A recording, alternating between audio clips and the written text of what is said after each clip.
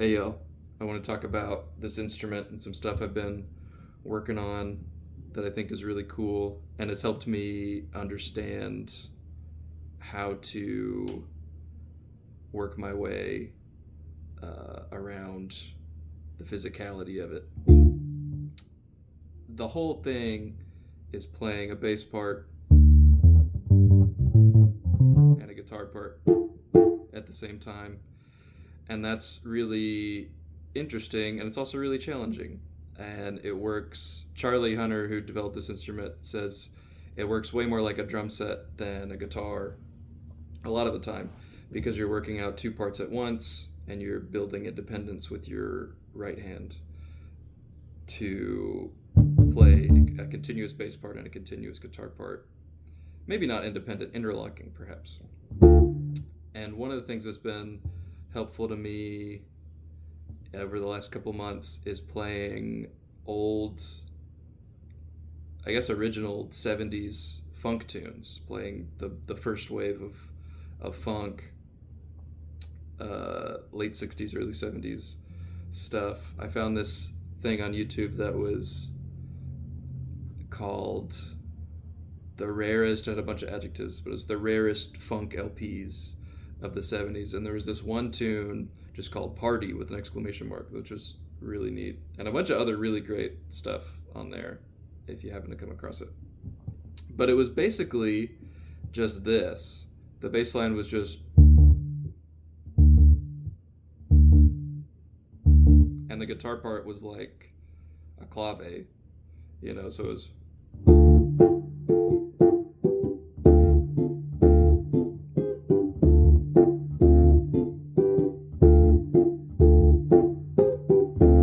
or something like that, which very simple, but working out that interlocking thing has been really helpful and really indicative of the beauty of this instrument and what you can do with it. So that was kind of a light bulb moment for me. I've been working on a lot of stuff, a lot of Charlie's tunes, a lot of jazz standards, a lot of just songs that I hear on the radio. But there is something about funk that really lays bare what's really happening, which is interesting, I think. Because funk, if you didn't know, is all about interlocking rhythms. The difference between James Brown's catalog in the early 60s and the early 70s is that he focused less on melody, like writing what they would call R&B then and now, a melody with chords and a form, and an A part and a B part and a bridge perhaps. And the distinct thing about funk is that it puts that by the wayside in favor of creating interlocking rhythmic grooves with melodic instruments. So, in the studio, James or Fred Wesley or whoever would write a horn part and get the drummer to do a certain thing and get the bass player to do a certain thing. So it all meshes in a pleasing way. And this is something a lot of people did, not just James Brown, but he was, certainly the best at it, and all those musicians that played with him. So that's the thing. So it's more like African music than rock and roll of the time, So that thing is really, so that expresses itself very, very clearly on this instrument in a very fun way, more so than just playing chords or having to figure out the rhythms myself, I've found. So I've been playing that, or I started playing that.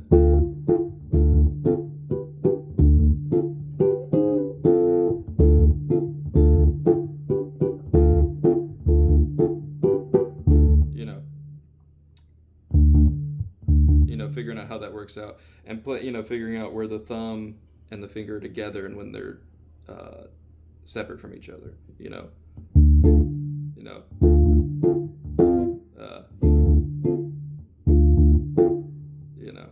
there's they switch sides every now and then. But so I started just improvising in that sense, and came up with some cool stuff, and thinking about manufacturing these kind of grooves, and putting the bass and the guitar together purposefully and separate purposefully, and so I came up with this kind of thing. It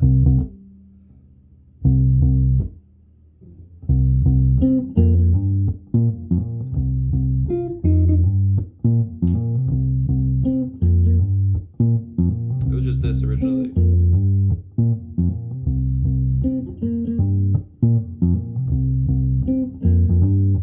So it's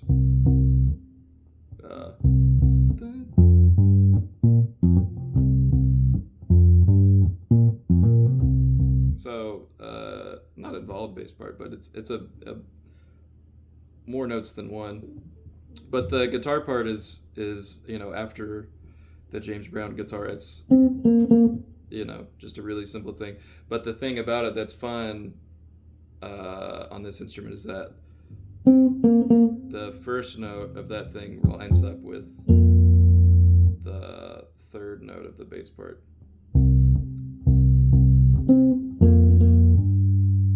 So you get bum, bum, da. So one more time.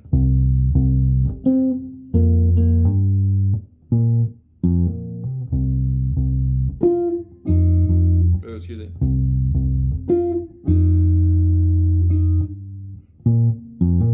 So in that little, there are 3 16th notes. They're kind of swung together, but it's all different stuff. So it's together, guitar, bass, bass, bass, guitar, together, guitar, bass.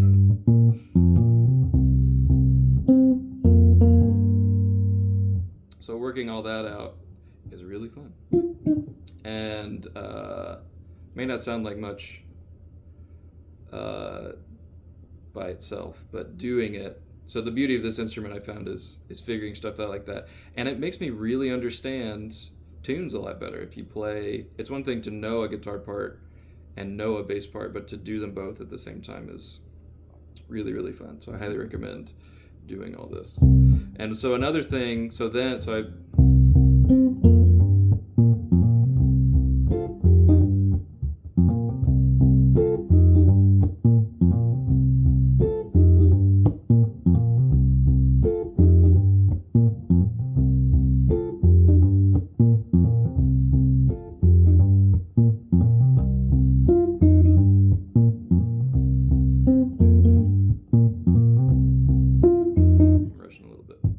but it's fun. It's fun to figure that out. So I'm grooving on that, and then I adapted a Charlie Hunter thing from his Patreon, which is very great. But he had this. Let's see if I can remember the original.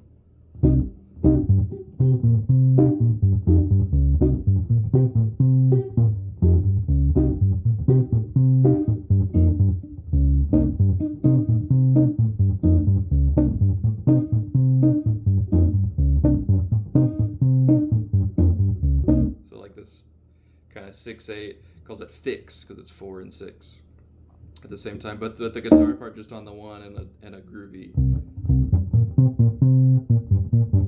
or the 1 and the 3 or the 4, however you count.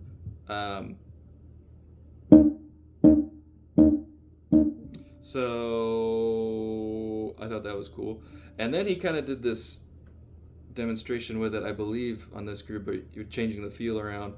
But I thought that was really neat. But I thought about it in a funk context, and I came up with this. And this took a really long time to figure out, and I'll show you why.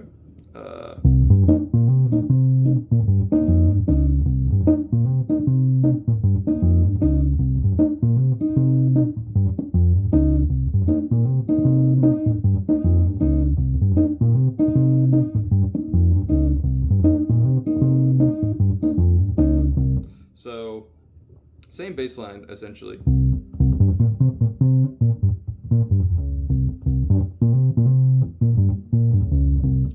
Mostly the same. Add some little flourishes in there. But the thing that from idea to playing it was harder than you may think, because it was, but really fun and rewarding, because I had to figure out, again, on and off bass and guitar side, I had to figure out where this little offbeat clave was in relation to the bass line down to a very small scale here. So I had to go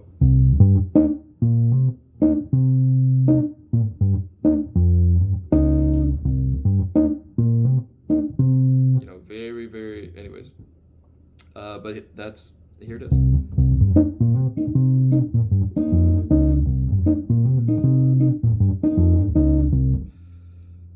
Anyways, I just think that's cool, and I want to talk about it. But yeah, hybrid guitar, people interested in the hybrid guitar, it's really fun.